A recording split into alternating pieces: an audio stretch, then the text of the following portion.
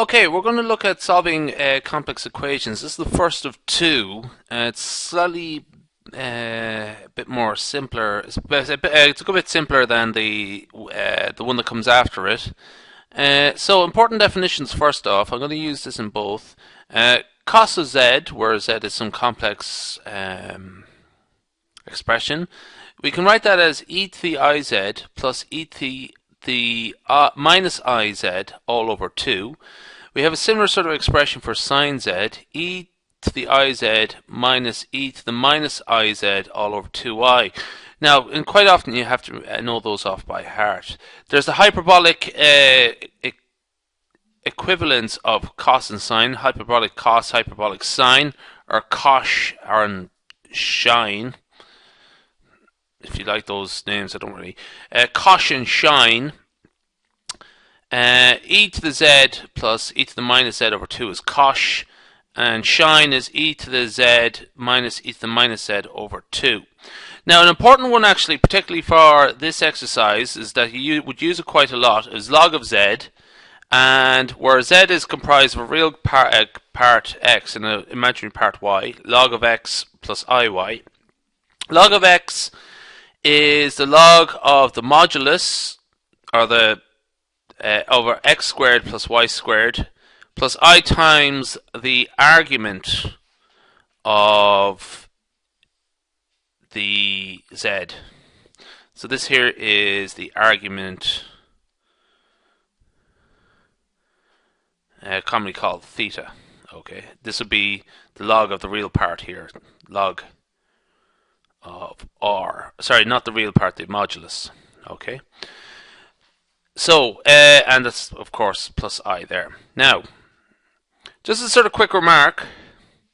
When you're this happens quite a lot in these expressions. You'll have x equals a plus ib. The argument of z will be pi over 2 if a is 0. So if it's just b equal to, if it's just b equal to, how should I put it? Or b is the if it's only imaginary component only, there's no real component. It would be 0 on the number line for the real and just up the imaginary axis for the imaginary part. And the argument therefore would be pi over 2 by definition. Okay, so if you find that you're going to have tan minus 1 over 0, you can just sort of say pi over 2 automatically. They help to justify it in your exam paper, actually, but I think most people will get the idea. So find the solution for the following complex expression. So we have sine of z is equal to 4. Okay, so this is the expression we're going to solve. So what I'm going to do here is sort of say sine z. We're going to let that. This is one of our definitions from the start. That's let that equal to e to the iz minus e to the minus iz over 2i, and that's 4. So what we're going to do is just sort of simplify that expression, and we have e to the minus iz minus e to the minus iz, and we'll let that multiply above and below by 2i. So we just cross multiply by 2i, and we get 8i. So we have this expression here. And what we're going to do here is we are going to let e to the iz equal w, just to make it easier to work with in the short term. So what we have here now is an expression w minus 1 over w. Okay, remember e to the minus iz corresponds to 1 over w. And that is equal to 8i. Okay, so let's multiply both sides by w. Minus 1 equals 8wi. Let's just simplify that expression again. 8iw minus 1 equal to 0. What we're going to do now is use the well-known minus b formula for this one.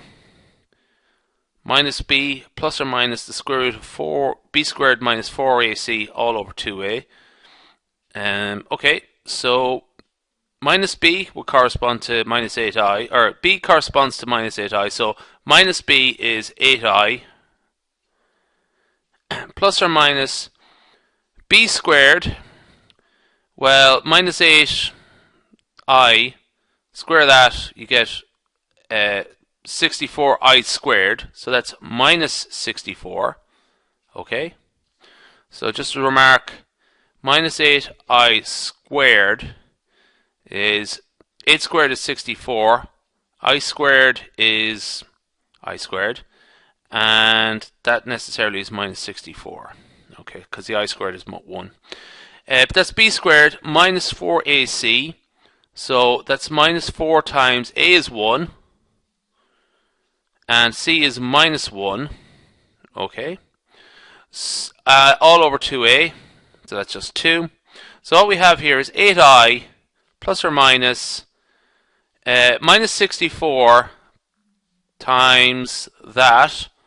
That would give you minus 4. Oops. So that's minus 4 there. So square root of... I'm trying to rub stuff out there, and I always sort of plays havoc with the pen. So essentially, this just simplifies to minus 60. Let's leave that there. All over 2. Just working that out a little bit more, we can simplify that a bit further and say that that is equal to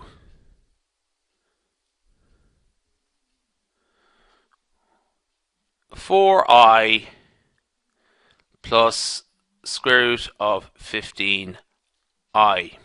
Okay, or let's just simplify it a bit more. Square root of 4 plus square root of 15 times I. Okay, so that is plus or minus that. So that is that expression there. Now,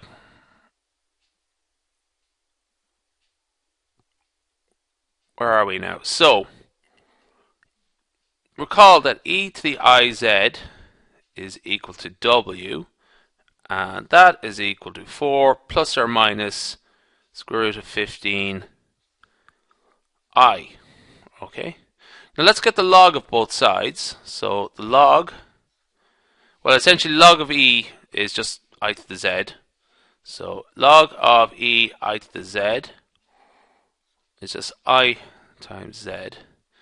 And that is equal to log of 4 plus square root of 15 I.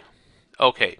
Now what we have here is we can you can use that expression earlier on. Log of x plus iy is equal to natural log of the argument, or sorry, the modulus, x squared plus y squared plus I times the argument. Okay. Now, let's just be clear about something here.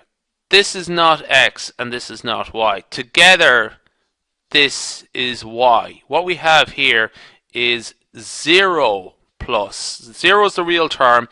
This together is the imaginary part. Okay? So you can get very disconcerted there. So just remember, it is 0 corresponds to x, and the imaginary part y corresponds to all of this together. So there's two numbers there actually. That just might throw you, and I wouldn't blame you. But just be clear about that. That is entirely. Let's just put it up here in green. This is 0 plus 4 plus or minus square root of 15 times I.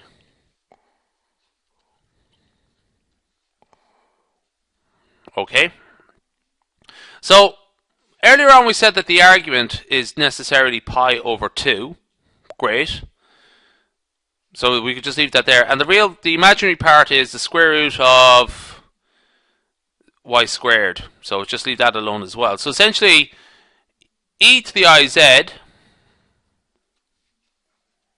sorry, not e to the iz, iz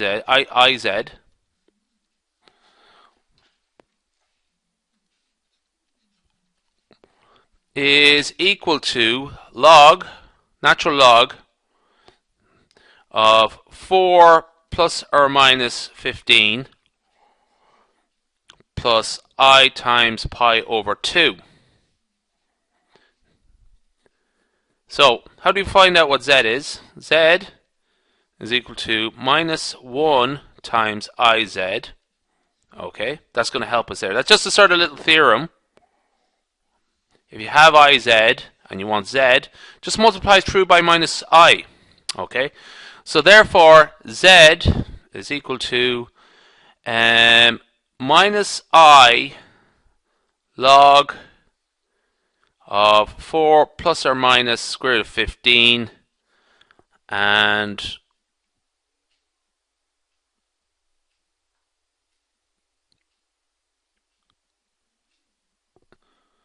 we have minus I times I squared, so we have minus pi over 2. Okay. No, minus I times I equals plus pi over 2. So that's our answer there. Let's just write it out again. Pi over 2 minus I log of 4 plus or minus square root of 15. Okay, that answers that one. That's enough of that. Let's go.